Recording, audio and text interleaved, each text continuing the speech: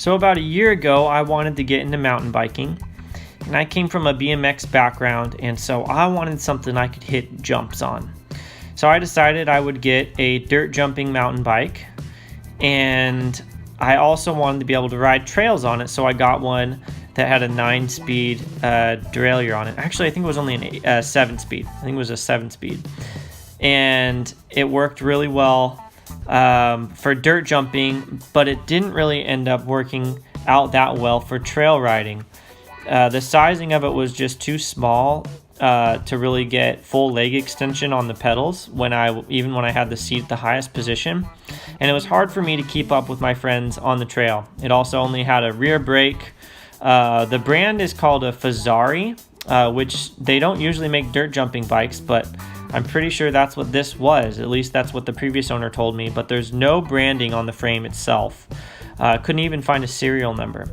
So I decided I wanted to sell this and get something that was going to be a little bit better for trail riding and being able to do climbs and stuff like that, while still being able to hit some jumps on it and whatnot.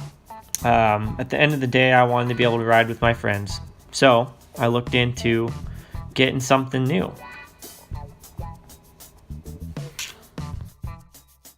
So I put my dirt jumper up on Craigslist and OfferUp and all that stuff, and I ended up selling it for the low price of $250. So that was the point for me when I started a lot of shopping. I started looking at a bunch of YouTube videos to see reviews on bikes, and my budget was really low. I knew it was around $400, and so just being realistic, I knew I was not going to be getting an air shock. I was not going to be getting a good full suspension bike.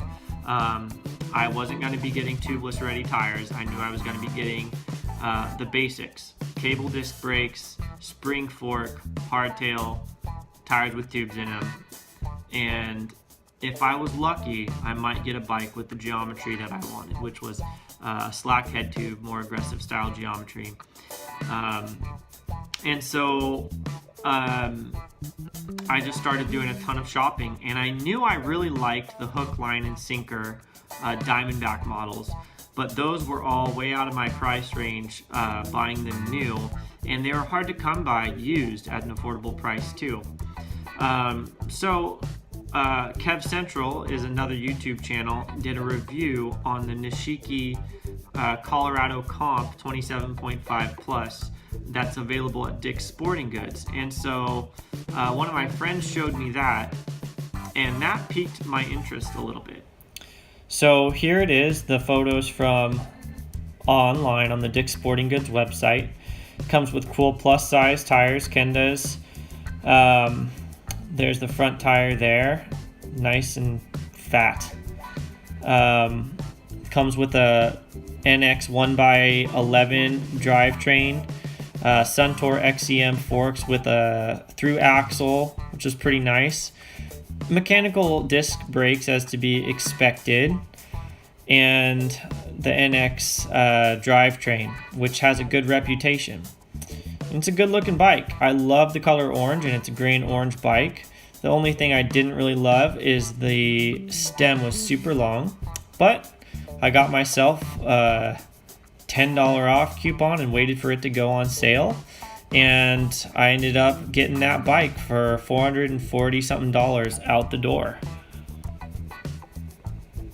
But sadly, there was an issue.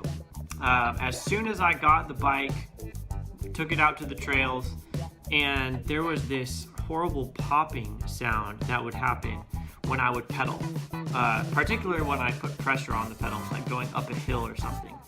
And there'd be that pop sound, goop, and the pedals would free spin, and then the chain would catch again, and I would keep riding. And it only happened intermittently, and I was like, what is going on with this? And so I took it into my local bike shop, because they don't really have sufficient mechanics at Dick's Sporting Goods. They kind of just set it up bare bones, make sure it's okay, like kind of safe, and then send you on your way. And so I took it to my local bike shop, had them set it up, and went out riding it. And once again, same thing, pop, crank spin, and then I keep riding. And it was really frustrating for going up hills. So I took it back to my local bike shop. I said, hey, this is still not quite working right. They helped me set it up again, and still the problem continued. So the derailleur was adjusted properly, and the hanger didn't look bent at all, and so couldn't tell what was wrong with it. And I took it into Dick's Sporting Goods, and they didn't really know what was wrong with it. And they did say, hey, why don't you leave the bike here? We'll wait for a mechanic, our like regular mechanic to come in. He comes in like once a week or something, and we'll have him look at it and try and adjust it. But the mechanic was swamped, I guess, with bikes, and so he never really got to look at it. And so my bike was there for almost a week, and it didn't end up getting looked at. And so eventually I called in, and the employee there said, hey, you know what? I talked with my manager. You can come on in and exchange the bike if you'd like, because it seems like this might just be defective or something. And I said, well, there's not really any other bikes there that I want if you don't have another Nishiki. Would it be okay if I came in and got a refund? And so they said, yeah, come on in, you can get a refund. So I came in, it was a little bit awkward, and I did end up getting the refund. What was really awkward was I had put some parts on the bike, like I had changed it out for a shorter stem, and I'd upgraded the pedals. And so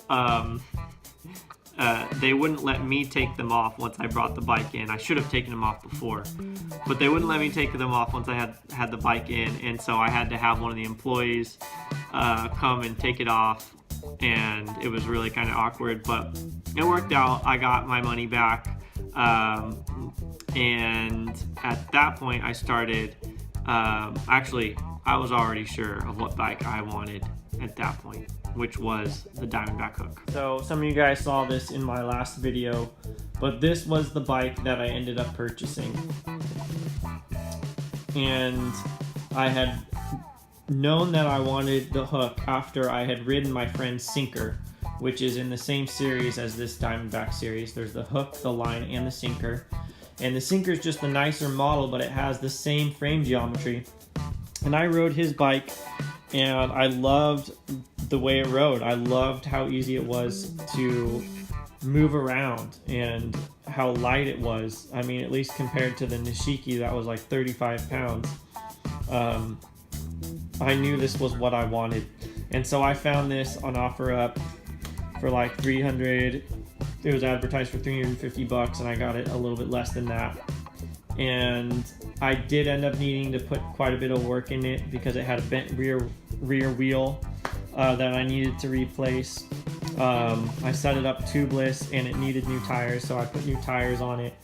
I put the dropper seat post on it, as you saw in the last video if you watched it. Gave it a good tune-up. So I put, I mean, some of this stuff was Christmas presents, but if you add up the monetary value of it all, I put about $300 into it. So probably spent around $600 on this bike. But I gotta say, this is the bike that I want. This is the bike that I want. And I'm really excited to use it and improve on it. And so for those of you guys looking for a hardtail that you can get on a budget, that you can upgrade as you need, this was my conclusion, and maybe it will be the same conclusion for you.